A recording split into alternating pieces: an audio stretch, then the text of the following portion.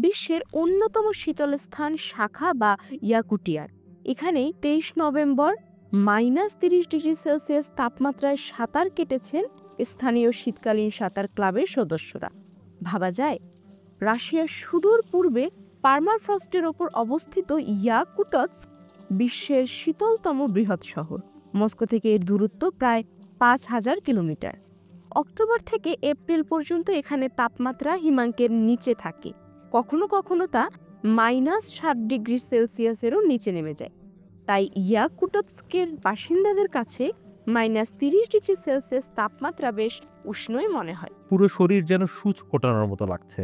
পানিতে থাকলে ভালো লাগে, কিন্তু যখন পানি থেকে উঠে আসেন তখন প্রচণ্ড শীত অনুভূত হয়। আমার পুরো শরীর যেন সূচ বিঁধে আছে এমন মনে হয়। প্রধান কাজ হলো তাড়াতাড়ি পোশাক পরে নেওয়া। সাঁতারুদের মতে, বাতাস ও পানির তাপমাত্রার বিশাল পার্থক্যের কারণে 0 ডিগ্রি সেলসিয়াসের পানিতেও ডুব দেওয়ার সময় গরম মনে হয়। আমি দক্ষিণ কোরিয়া থেকে এসেছি এবং এই প্রথমবার এমন একটি অলৌকিক ঘটনা দেখছি, শীতকালীন সাঁতার। আমি এটি ছবিতে দেখেছি, কিন্তু আজই প্রথমবার নিজের চোখে দেখলাম। এই সাঁতার আমাকে এমন এক অনুভূতি দেয় যা আমাকে বলে মানুষের জন্য কিছুই অসম্ভব নয়।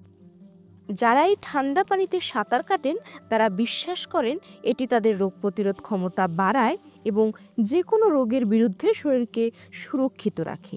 সত্যি অদম্য এই মানুষগুলো।